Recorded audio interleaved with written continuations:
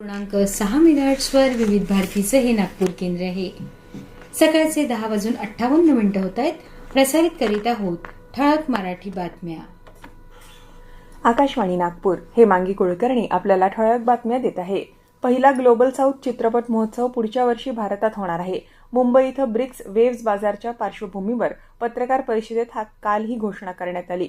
राष्ट्रीय चित्रपट विकास महामंडळाचे व्यवस्थापकीय संचालक प्रकाश मगदूम यांनी ही माहिती दिली. या 2 दिवसीय वेव्ज ब्रिक्स बाजार उपक्रमाला काल त्याचा समारोप झाला. आरक्षण, भारतीय संविधान आणि सामाजिक न्यायाशी निगडित ज्वलंत प्रश्नांवर देशव्यापी वैचारिक मंथन घडवून आणण्याच्या उद्देशानं आज नागपुरात राष्ट्रीय आरक्षण संवर्धन परिषद आयोजित करण्यात आली आहे.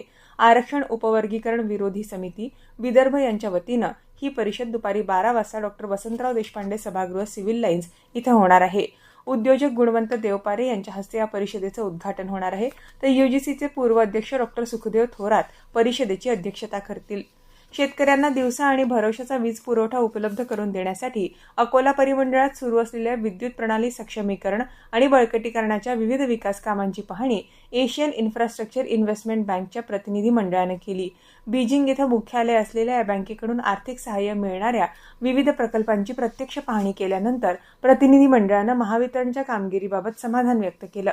मेरा रेशम मेरा अभियान 2.0 स्टेक होल्डर अंतर्गत तांत्रिक मार्गदर्शन करण्यासाठी यवतमाळ जिल्हा रेशीम कार्यालय यवतमाळ इथं कार्यशाळा घेण्यात आली. या कार्यशाळेत जिल्ह्यातील शेतकऱ्यांना रेशीम शेतीकरता मोठ्या प्रमाणात वाव असून जिल्ह्यातील नैसर्गिक परिस्थितीवर मात करून शेतकऱ्यांना आर्थिक उन्नती साधण्यासाठी रेशीम शेती प्रमुख पर्याय ठरू शकतो असं सांगण्यात आलं.